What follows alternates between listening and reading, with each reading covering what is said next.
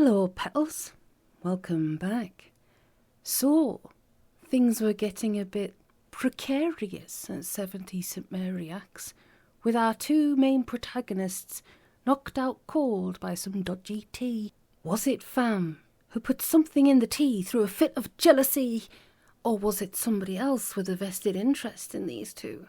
Before we continue, however, please, if you like, share the broadcast, or you can press the notifications bell if you enjoy them. Maybe give a like later, maybe follow. It's all up to you, but most of all, I hope you enjoy it. So, I'll stop whiffling. Let's crack on.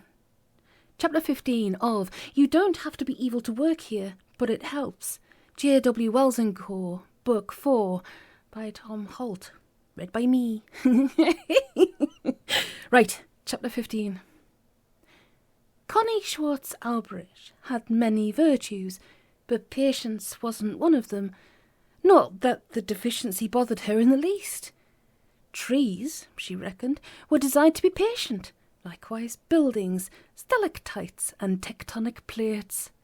Human beings, on the other hand, were better suited to bustling about and getting things done, and she was a great believer in playing to one's strengths. Now, it seemed she had a choice. She could wait patiently for her notice to expire, and then she could wait patiently at home for the phone to ring with an enticing new job offer. And then she could resolutely, stoically wither away and die. Or she could get up off her bum and do something. Define something. There were all sorts of things Connie could do, such as burst her way into the new boss's office and restructure his nasal architecture. Fun for about 5 seconds, but not offering any long-term solution. Or she could get on the phone to every contact she had in the trade and plead for an interview, which would help pass the time but was likely to do any good. Or instead, she'd got on with her work. She went at it like a combine harvester in a cornfield, mowing it down in swathes until there simply wasn't any more. That was a pity, because it had helped take her mind off the unpleasant choice that was still unresolved. So she decided to go and see Kaz Soslovich. He might have some work she could be getting on with. Alternatively, she could torture him with guilt over the fact that she'd been sacked, and there was nothing he could do about it. Yes, that'd be fun. Connie found him, as usual, slumped in his chair, elbows on the desk, surrounded by a mountain range of files, folders, reports, surveys, architects' drawings and other accumulations of information. Kaz loathed paperwork. He was a giant, the shortest giant in the world, but still a giant, and what he liked doing was building things. Castles in the air, rainbow bridges, palaces on top of beanstalks, highways to heaven, anything with a bit of a challenge to it.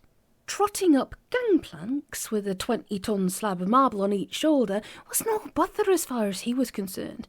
Filling in a planning application, however, gave him a headache. Pencils broke as soon as he picked them up, and building regulations had been known to make him burst into tears. "Connie," he said, looking up, "I haven't seen you in ages." Of course he hadn't. Guilt. That was something else he was good at. Maybe it was a giant thing. If your race memory is all about bearing the weight of the world on your shoulders while someone else is bedding in the acro prop, sooner or later you're going to get into the habit of accepting responsibility for anything that isn't nailed down. "Oh, well," she said, "you look busy." Kaz groaned and nodded his huge shaggy head. "It's this rotten job," he sighed. "Oh, it's no big deal in itself. Union Bank of Sacramento wants a city in the clouds so they can transfer their registered office there and save a bundle in corporation tax, but the red tape's appalling. There's the Federal Aviation Authority, the California State Legislature, the Yosemite National Park people, NASA." He lifted a vast, sausage-fingered hand and let it fall on his massive knee. "I'm telling you," he went on, "if we'd had all this kind of crap to contend with when we were building Valhalla, Odin and the boys would still be beating each other up in a porta cabin on the Oslo Fjord. Connie pursed her lips. You know what, Kaz, she said. What you need is someone to look after the bullshit for you and let you get on with building things. Kaz Soslowich cupped his chin in his palms and roared softly like a very sad lion. Don't torture me, please, Connie. It's not fair. I know perfectly well you can do all this stuff standing on your head. Didn't I always say you could have been really great in civil engineering? Yes, Connie said, with a mild smirk. And you were right, of course. And now, Kaz went on wretchedly, those snot-nosed bastards have given you the sack. And you know as well as I do that it's out of my hands, and there's bugger all I can do about it. Really, Connie, if it was up to me... But it isn't, she said crisply. So there we are. Kaz, why the hell did you and Dennis and Jack have to go and sell the bloody firm to those people? And while we're on the subject, who exactly are they? Come on, she added soothingly, as his brow puckered into a ferocious scowl. I know you're sworn to secrecy, and if you break your oath, you'll get staked out on top of the Caucasus and gnawed at by giant vultures.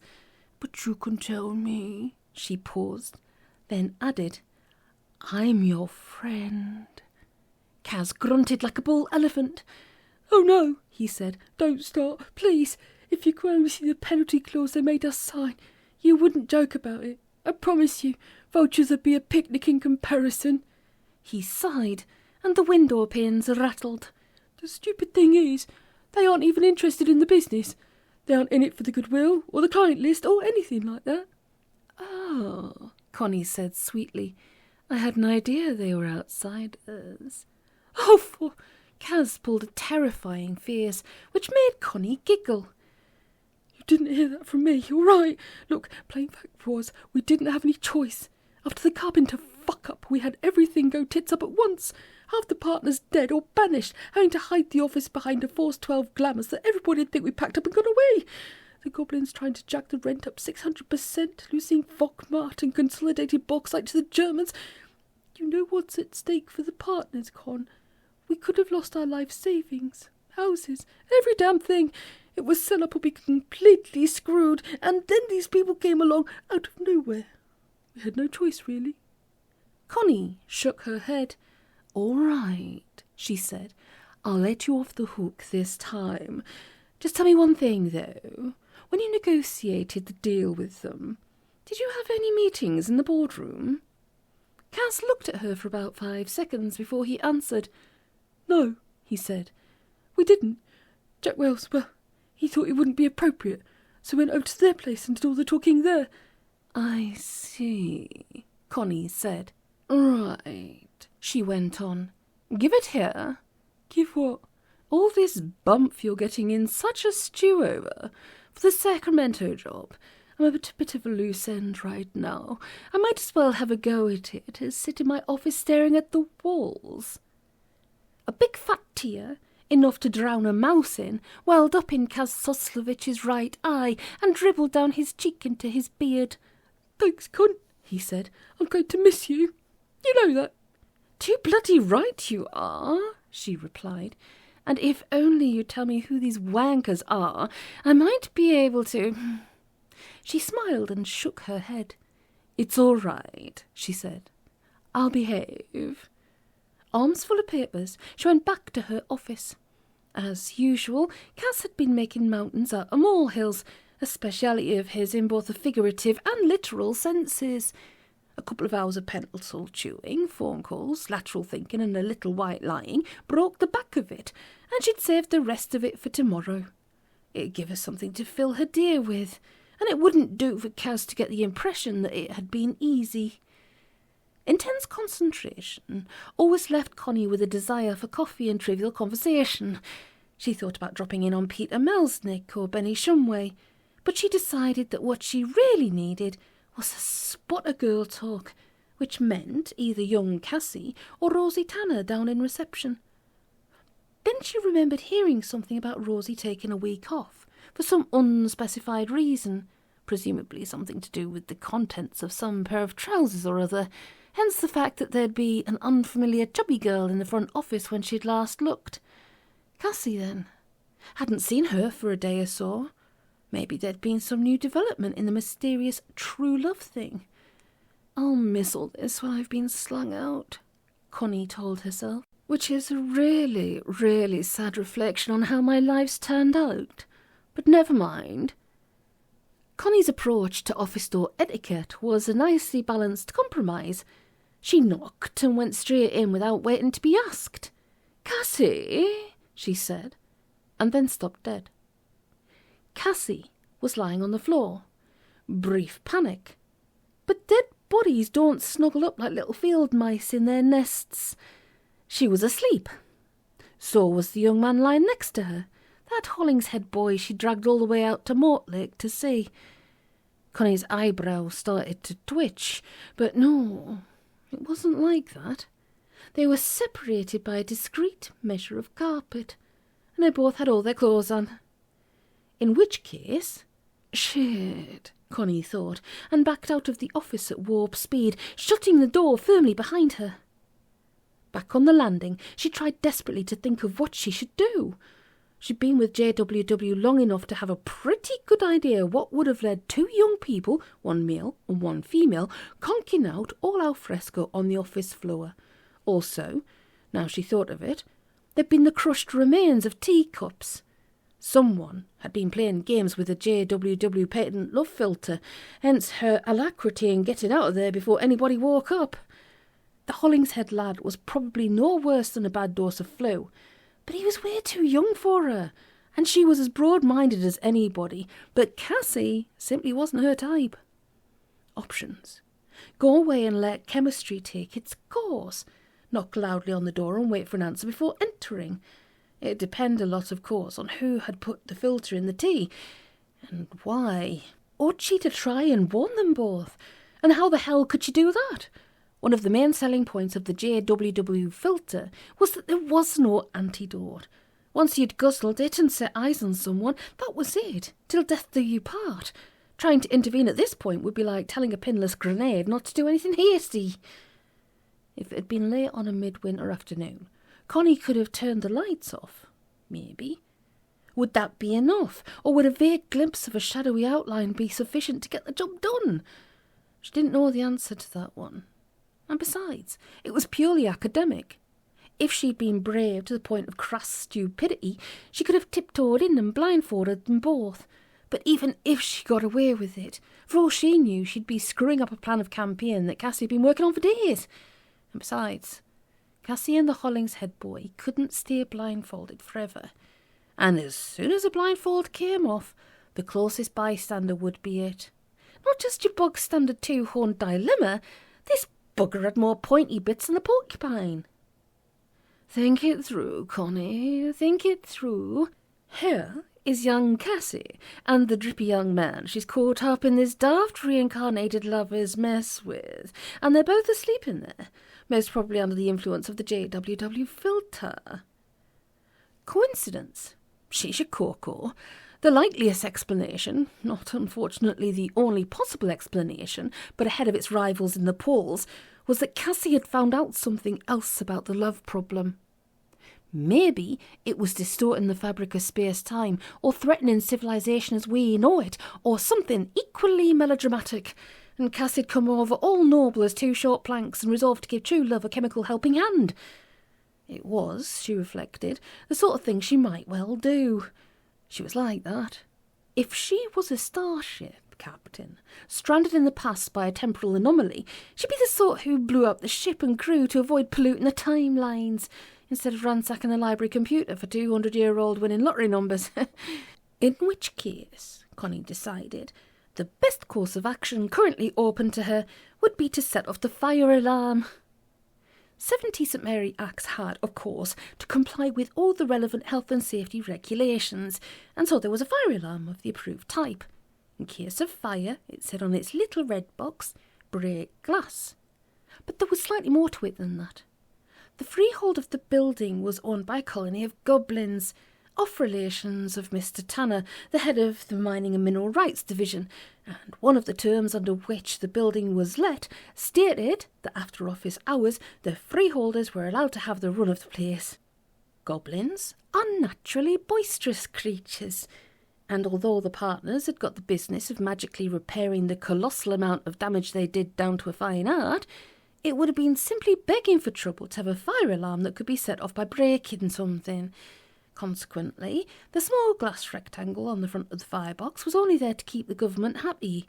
If you wanted to ring the fire bell, you had to first remove the half-dozen levels of goblin-proof enchantments, a procedure which called for a 20-minute ritual involving a pentagram, a sacred chalice, 200 grams of freshly cut mistletoe, and the sacrifice of a small goat. This didn't matter, since the building was magically fireproof to the point where the planet would not melt away before the JWW office curtains got faintly singed. There were, needless to say, always little wrinkles and shortcuts around everything, if you'd been in the trade long enough to know about them. Back when Connie had first joined the firm, there had been 2 young clerks in the media and entertainments division with an insatiable appetite for merry pranks. To them, the fire alarm was a sort of holy grail, a quest whose achievement represented an absolute consummation of all earthly ambitions. After years of trial and error, involving several quite spectacular errors and a 4-day trial at the Old Bailey, they found the answer, which was, of course, salamanders. Being spirits of fire whose natural habitat was the cold heart of the flame, they didn't give off any actual heat, and therefore didn't trigger the magical protection. As far as the alarm sensors were concerned, however, they were close enough for jazz, which meant that a pair of adult females stuffed up the air conditioning ducts produced an entirely satisfactory result. Naturally, JWW kept a wide selection of quality salamanders in stock at all times. They lived in a big glass tank in the closed file store, and Benny Shumway fed them once a week on gunpowder soaked in diesel. Feeling that she was perhaps getting a trifle too old for such things, Connie darted away and came back a few minutes later with a spoon and 2 small glowing amphibians tightly gripped in an oven glove. The spoon was for levering the grill off the air conditioning duct. She had to stand on a chair to reach, and one of the salamanders nearly managed to wriggle free and drop down the front of her blouse. Once they were safely installed, she slammed back the grill, hopped off the chair and took cover in the ladies' toilet. The last time she, or anyone else for that matter, had heard the alarm was when the 2 fun-loving clerks had finally attained their ambition, and the passage of time had taken the cutting edge off the memory. It was loud. It would have been loud enough to wake the dead if the connecting door in Benny's office hadn't been soundproof with 2 thicknesses of heavy-duty fibre matting. Luckily, after the 2 clerks' escapade, the alarm had been set to switch itself off after 20 seconds, to prevent structural damage to the building. The things I do for people, Connie thought, as she unbolted the toilet door.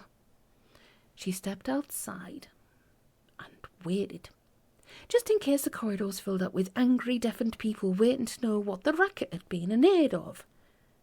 She needn't have bothered, since everybody in the place knew perfectly well that whatever it might have been that set off the alarm, it couldn't have been a fire. Even then, she counted to 20 under her breath before creeping back to the door of Cassie's office. Some people, she knew, were naturally heavy sleepers. It'd be hard to imagine anybody who could sleep through the JWW fire alarm, but given the circumstances, she wasn't taking any chances. She knocked and waited for a reply. Yes. Right, come in. Cassie's voice, and she sounded like she'd just snapped out of a daze or reverie. Fine, Connie thought, and turned the handle. A strong stomach is pretty well essential to a magical practitioner. The pest controller, for example, has to do a certain amount of disemboweling and hammering stakes into the undead. The sorcerer has to cope with transformation spells that haven't quite turned out the way they're supposed to. Even the mild-mannered minerals diviner has to do working breakfast with goblins now and again. Over the years, Connie reckoned she'd seen it all. As she opened the door, however, she realised she'd only seen most of it, and unfortunately, fate had decided to save the yuckiest sight of all for a special occasion. They were both still on the floor, though at least they were sitting up, and they were gazing into each other's eyes with a mutual look of such intense, concentrated soppiness that Connie wondered why the hell she'd ever objected to the sight of goblins eating scrambled egg on toast. She looked away, but the damage had been done. "Hi, Connie," Cassie burbled. "You've met Colin, haven't you?" "Yes," Connie snapped. "Look, can I have a word with you outside?" It's not really very convenient right now." "Cassie, I need to talk to you right now," Connie hissed. "It's very important." "Better do as she says, fluff muffin," Colin simpered. "All right." "Hurry back." "I will, Pumpkin Blossom. Will you miss me?" "You bet. Will you miss me?" "Ever so much." "Over crying out loud," Connie moaned. "Cassie, will you please pull yourself together and get over here right now?" "All right," a catch in her voice. "I love you, Poppy." "I love you too, honey bundle." "Nyum, nyum. "Cassie!" Connie shrieked, and very slowly Cassie stood up and backed away, not taking her gaze off Colin's nauseatingly radiant face. As soon as she was within arm's reach, Connie grabbed her and hauled her out into the landing. "Cassie," she started to say, but she got no further. Cassie had grabbed hold of her and crushed all the air out of her lungs with a rib-creasing hug. "Oh, Connie, I'm so happy," Cassie said, talking very fast, "and I think it's wonderful that you're the first to know, because if it hadn't been for you, I don't suppose we'd have ever found each other, and it's so wonderful I think I'm going to cry." "Cassie," Connie said, slowly and forcefully, "shut the fuck up." Cassie subsided just a bit, though she was still bobbing up and down as though there was a loop of elastic coming out the top of her head. "Now listen," Connie went on. "I need to ask you something." "Well," Cassie said, "originally we were thinking June, but that's such an awfully long way away. I suppose it all depends on getting time off from work, and I'd want my cousin Tracy to be my bridesmaid, and she lives in Canada, so there's arrangements to be made, and I'd really like to have the reception—" "That's not what I wanted to ask." "It wasn't?" "Oh, no," Connie said grimly. "What I want to know is, did you put the filter in the tea yourself?" "Filter?" Connie could practically hear the light switch on inside Cassie's head. "You think someone made us drink the filter?" "Well, of course, you stupid cow. Think about it. Why else are you acting like this?" Scowl, also pout, which was something Connie had never seen Cassie do before. "Because I just found out the only man in the world for me, of course." "But you haven't just found him," Connie explained patiently. "You've known him for weeks now, and the last time we discussed the subject, you reckoned the sight of him made you want to throw up." "That's not true. I never—" "Well," Connie conceded impatiently, "maybe I'm exaggerating just a bit, but not by much. Don't you remember?" Cassie frowned. "No." "Yes," she amended, her eyebrows shooting up. "Yes, I do remember. Funkhouses and Sloop, and then the dead couple came to see me, and I thought about it then, but I decided no way, because the thought of being in love with a complete loser like—" Her eyes widened like eggs broken into a frying pan. "Oh, shit, Connie," she said. "You're right. It's got to be that bloody love filter. Not that it matters," she said, her face relapsing into sickening ecstasy. "In fact, it's the best thing that could possibly ever have happened to me. Oh, Connie, I'm so really, really, really happy. I just want to run out into the street and shout out, 'Listen, everybody, I'm in love.'" Connie, whose jaw had dropped like the loading gear of a car ferry, took a step back. "Dear God," she said, "however much of that muck did they put in that tea? They must have used 6 times the normal dose." Cassie's forehead puckered for a second as memory stabbed its way through the eggshell of joy. "That's bad, isn't it? Exceeding the recommended dosage, I mean." "It's bad," Connie confirmed, with feeling. 5 milliliters for an average-sized European female. Any more than that, and, She tailed off. "So it wasn't your idea, then?" To her credit, Cassie was trying to fight it, but she was clearly fighting a losing battle. "No," she said. "It's the most wonderful thing that's ever happened in the history of the galaxy, but it wasn't me. I wonder who it was." "I wonder that too," Connie muttered. "Anybody who'd give somebody an overdose like that is either completely half-witted or else deliberately trying to do the damage. Either way, it'd be a good idea to find out who it was.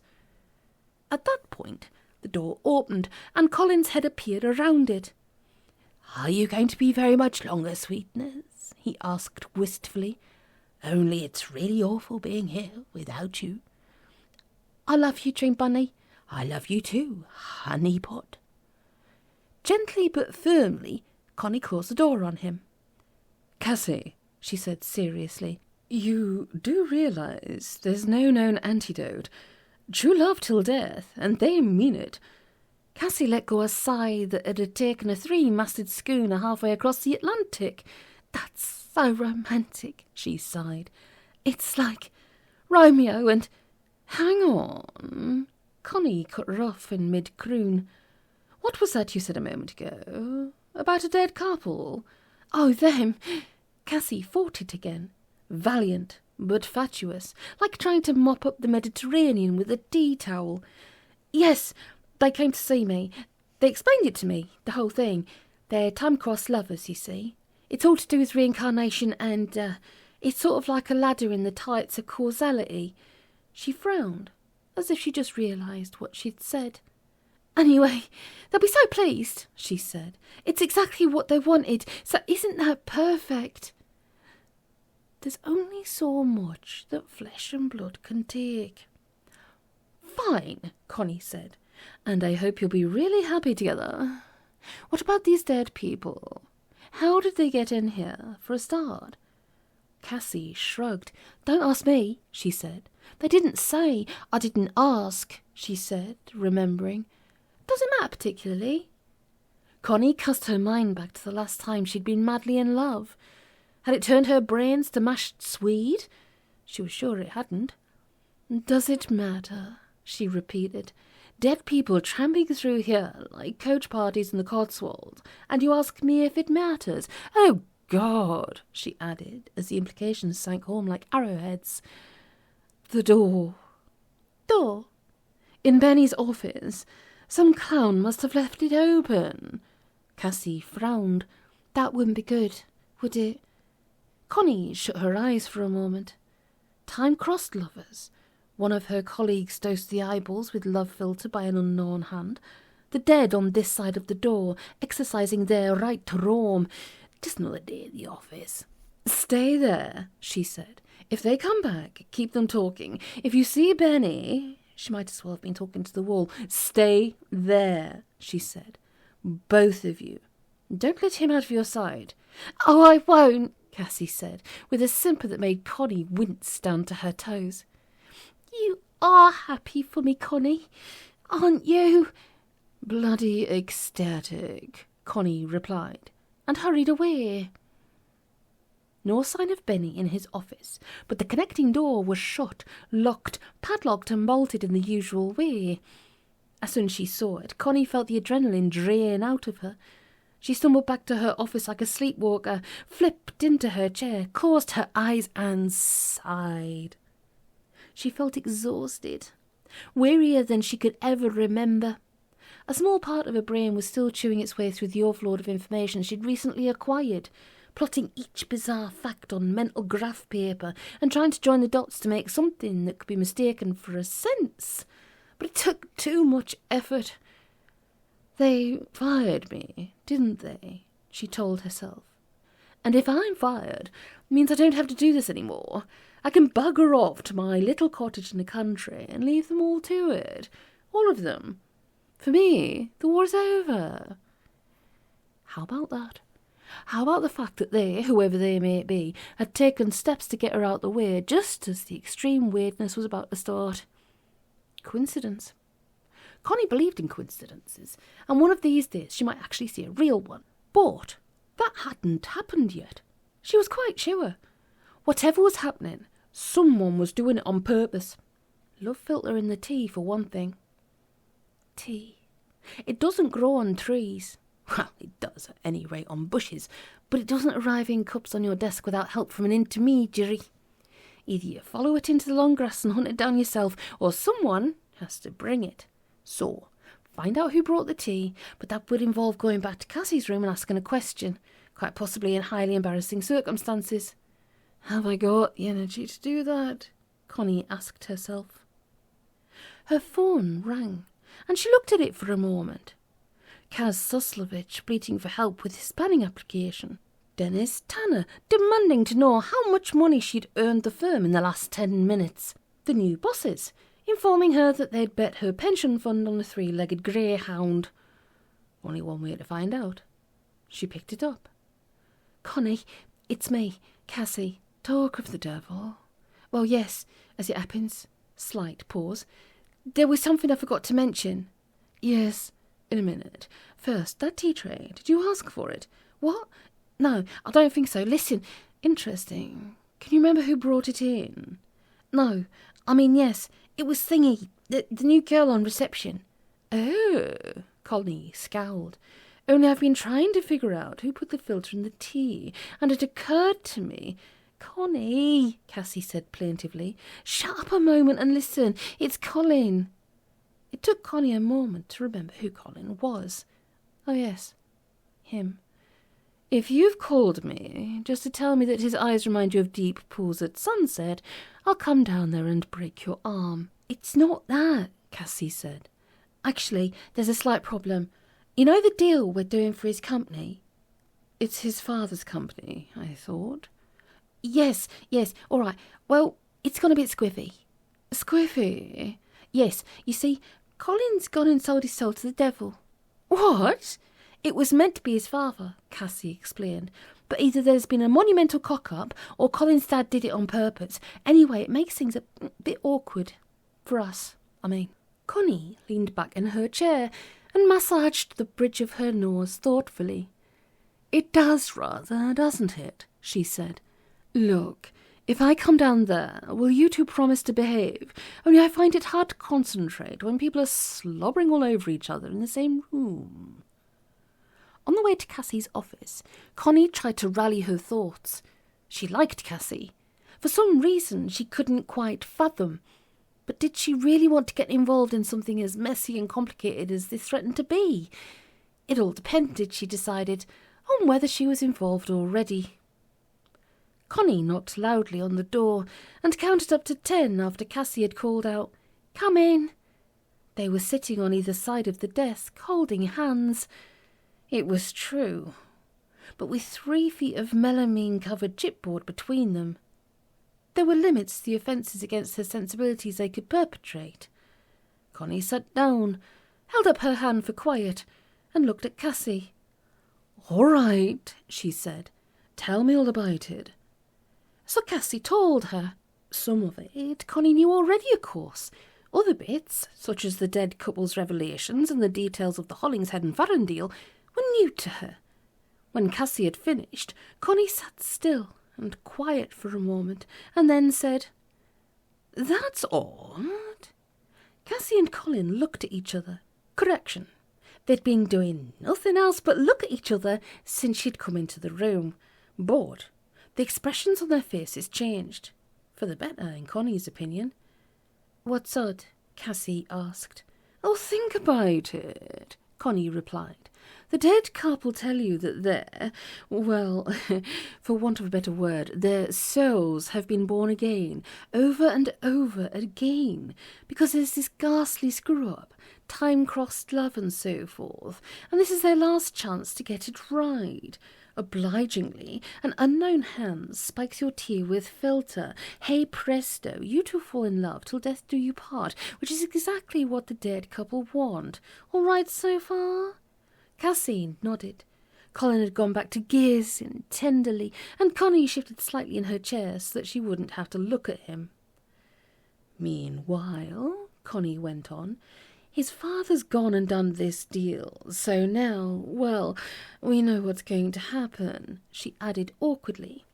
"The point is, and stop me if I've got this wrong, because spiritual conveyancing was never my thing. I did about 3 weeks of it when I was still with Robinsons, and that must be, 37 years ago. The point is, surely, that if a soul goes down to the very bad place, as far as reincarnation and stuff go, that's it. Out of the loop for good, and all previous bets are off. Do you see what I'm getting at?" "No," Cassie said, scowling at her. Connie sighed. Fine, she said. Look at it this way. Supposing you hadn't drunk the filter, right? Pre-filter, I believe I'm saying. You and him were not particularly attracted to each other. Just nod, she added quickly. They nodded. In other words, she went on, the last chance was on track to be a washout. You two don't get together, so when you die and the true love hasn't happened, there's an imbalance, anomaly, bloody awful fuck-up.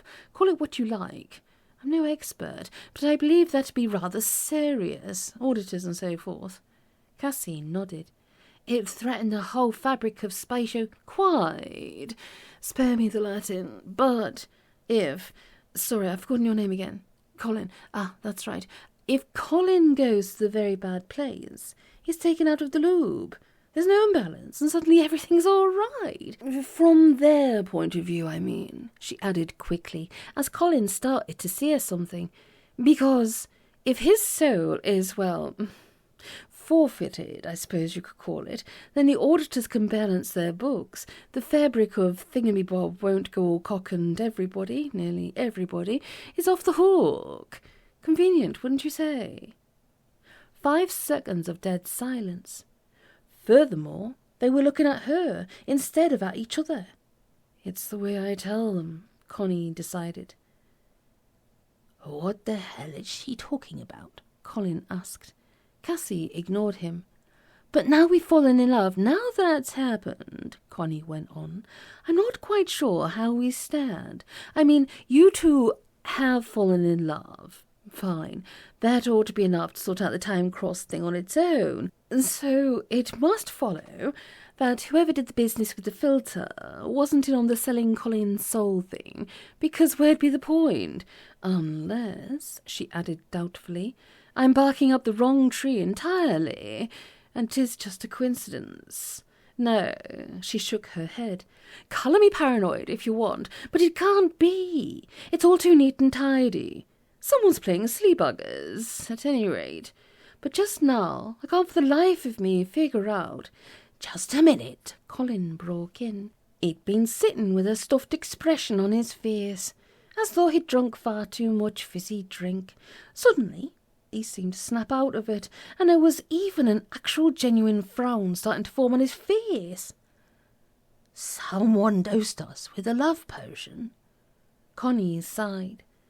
Yes, that's right. So that we'd fall madly in love forever?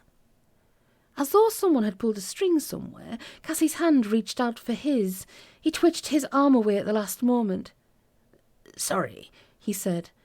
Pop it, he added. But that's all wrong. I shouldn't be in love with her at all.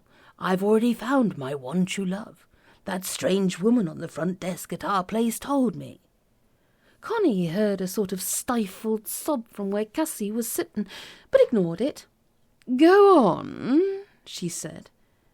That's right, Colin went on, as though he'd just woken up out of a really weird dream and was gradually coming to terms with the fact that he was back in the real world. Fam Williams. He paused, and his frown blossomed like a rose in June. Who's now on the front desk here, and if somebody had cared to explain that to me sometime, I'd be grateful. Anyhow, it's her. My one true love, not... He stopped, as though someone had just stuck something in his mouth. Who the hell did that to us? He howled. Because...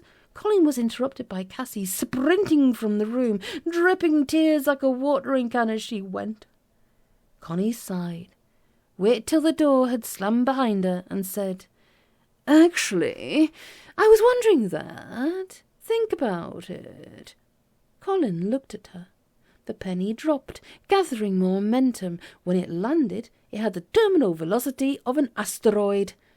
Fam, she brought in the tea. Quite, Connie said.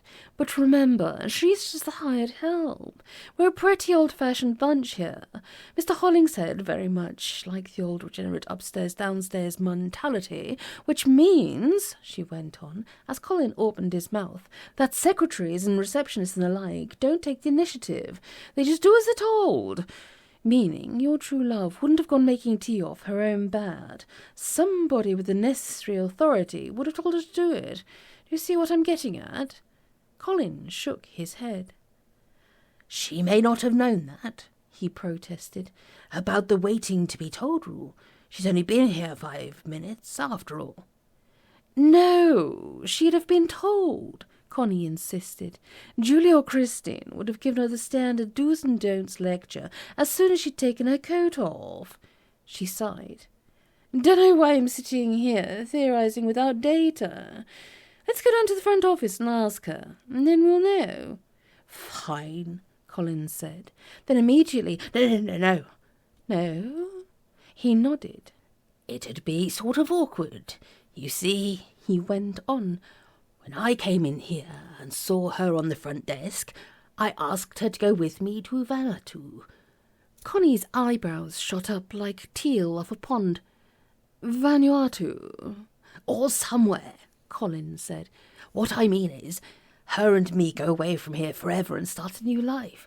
She said that she'd think about it while I was in seeing Cassie about the stupid bloody contract. The contract, he repeated. Oh, shit, what am I going to do about that? Later, Connie said firmly. One world-shattering nightmare at a time, please, or I'll just get muddled. She frowned, collecting her thoughts. Right. I can see why you don't want to talk to her right now. So you stay here and I'll do it. Or better still, you can go and find Cassie and tell her you didn't mean it before she slashes her wrists and the lady's borg. You thoughtless, insensitive git, she added. How could you possibly have said that in front of the poor girl sitting right there? Ba, Colin protested, then decided not to bother. I'll do that, he said. Where's she likely to be? Don't know, but it won't be hard to locate her. Just listen out for the sound of heartbroken weeping. Connie left him and trotted down the stairs, glancing at her watch as she went. It was getting late, and the last thing she needed was to get left behind in the building at 5:30, when the doors were locked and the goblins came out to play. She marched up to the reception desk and called out, Hello? The new girl, whom she'd barely registered earlier, popped out from the back office. You're Fan Williams, Connie said. That's right. Sorry, I've only just started here, so I don't actually... Connie Schwartz-Albrecht, Connie replied briskly. Mining and mineral rights. Got a minute? Sure. Splendid.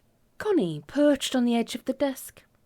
It felt odd, she realised, seeing a normal-looking person on reception at 70 St Mary Axe.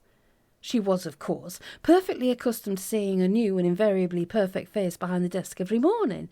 It didn't bother her in the slightest, since she knew perfectly well that all those red-lipped, cornflower-eyed supermodels were either Rosie Tanner or Rosie's cousin V. Someone normal in that context, by contrast, stood out like a Klingon in Debenhams. Right, she said. A bit earlier, you took up a tray of tea and bickies to Cassie Clay's office, right? Yes. Good. Who asked you to do that? One of those awkward moments. The girl, Fam, Connie thought, funny name, wonder what it's short for, was looking at her as though it was a trick question. Sorry, she said.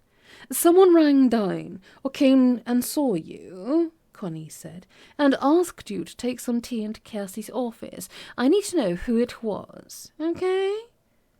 A frown, then a shrug. Connie could feel her patience running out rapidly. Well, she snapped. Well, Fam said, after another pause, you know perfectly well. It was you. The plot thickens. Well, what's going to happen now? So we got two people that are madly in love that don't want to be in love. We've got a contract signed with the devil, selling off Colin's soul. He's having a bit of a bad day by the sounds of it. And now Connie, our lovely Connie, has found out that apparently it was her that instructed the tea to be made. So who was it? What's going on? Who, what, when, where, how and why? Oh, me goodness. Freaking love this book. Right, my absolute lovely petals. I'll do you another chapter in a couple of days' time. If you could share, if you could like, if you could hit the notifications bell, I can see you guys are doing it, and I am so very grateful. I really, really do appreciate it. If you can keep doing that for me, I would be absolutely grateful, and it just means I can keep doing this for you. So, yes, very much appreciated. Thank you all very much for listening. I appreciate you, and big kisses. I'll see you in a couple of days, Pedal. Stay safe. Take it steady.